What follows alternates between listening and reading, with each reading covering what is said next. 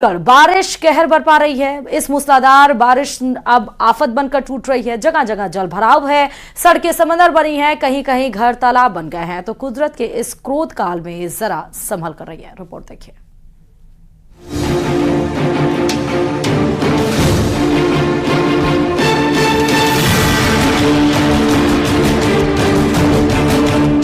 ये आफत मूसलाधार है। जल प्रलय डरा रहा है। बारिश में पानी पानी हो गई है जिंदगानी। एमपी में मौसम बेईमान है तो धान का कटोरा भी लबालब है। सावन में बारिश की झड़ी नहीं लगी है, बल्कि बारिश का तो ब्रेक फेल हो गया है, यही लगता है।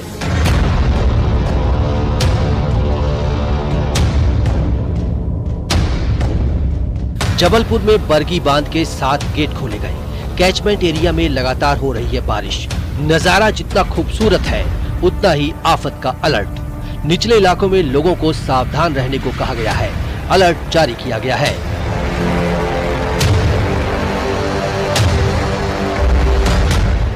महाकाल की नगरी उज्जैन में शिप्रा नदी उफान पर है। नदी का जलस्तर लगातार बढ़ने से रामघाट सहित अन्य घाटों पर बने मंदिर डूब गए हैं। शिप्रा नदी के किनारे पूजा करने आए श्रद्धालुओं को मुश्किलों का सामना करना पड़ा। प्रशासन की टीम लगातार चेतावनी दे रही है, ऐसे इलाकों में जाने से बचें।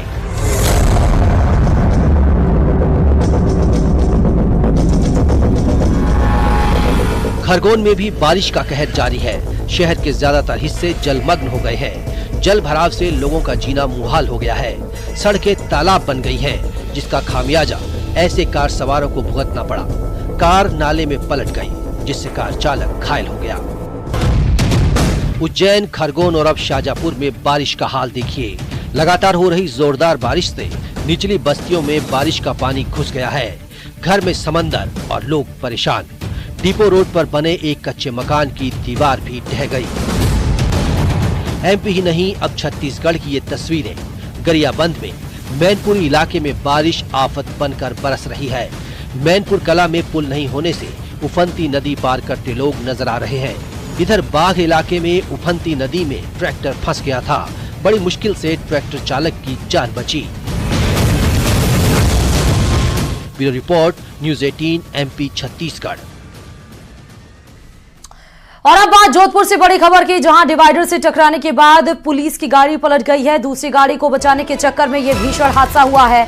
बताते चले कि डिवाइडर से टकराने के बाद पुलिस की गाड़ी पलटी है और ये हादसा इस वजह से हुआ क्योंकि दूसरी गाड़ी को बचाने के चक्कर में पुलिस की गाड़ी डिवाइडर से टकराई। तस्वीरें आपको दिखा रहे हैं कैसे पुलिस की गाड़ी पलटी हुई दिखाई पड़ रही है। रॉन्ग साइड से गाड़ी आ रही थी। मिलिट्री हॉस्पिटल के पास ये घटना हुई है। गाड़ी को सीधा करने के लिए क्रेन बुलाई गई है।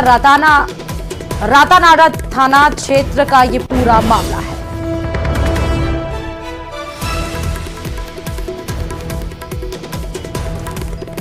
और मानसून में पहाड़ों का दरकना वैसे तो आम बात है, लेकिन बीते कई सालों में इसकी रफ्तार बढ़ गई है। इसके लिए कमजोर चट्टानों के साथ रोड कटिंग को भी एक बड़ी वजह माना जा रहा है। रिपोर्ट देखिए।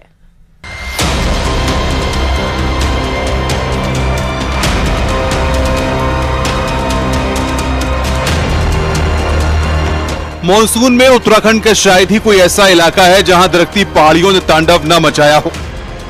लैंडस्लाइड की ज्यादातर घटनाएं उन इलाकों में हो रही हैं जहां बड़े प्रोजेक्ट चल रहे हैं, जिसके लिए पहाड़ों का सीना भी छलनी किया जा रहा है।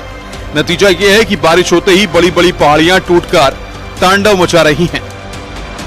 पहाड़ियों के टूटने की रफ्तार में बेतरतीब रोड कटिंग ने भी बड़ी भूमिका निभाई है। हिमालय की एक विशिष्ट विशेषताओं में आता है, उसमें से एक फ्रेजिलिटी भी है। मतलब हिमालय फ्रेजाइल है, तो यहाँ पर ये तो भूस्खलन और भूचरण होगा ही, लेकिन जैसे आपने बताया कि इसको कम कैसे किया जा सकता है, कम किया जा सकता है, उसके लिए मुझे लगता है कि एक समेकित अनुसंधान की जरूरत होती है। उत्तराखंड में बीते कुछ सालों में ऑल वेदर रोड का जाल बिछा है। रेल भी पहुंचाई जा रही है। साथ ही ग्रामीण इलाकों में भी रोड पर काफी काम हुआ है, लेकिन रोड कटिंग के दौरान नियमों की अनदेखी बरसाती सीजन में भारी पड़ रही है। हालात ये हैं कि दर्जनों सड़कें हफ्तों से बंद हैं।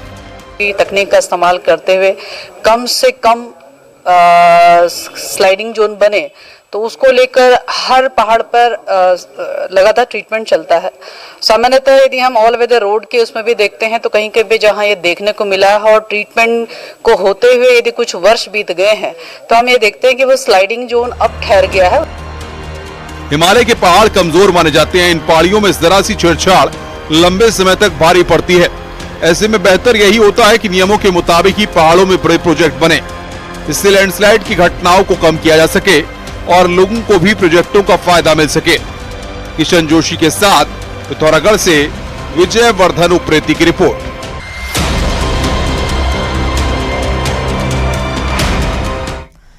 और इधर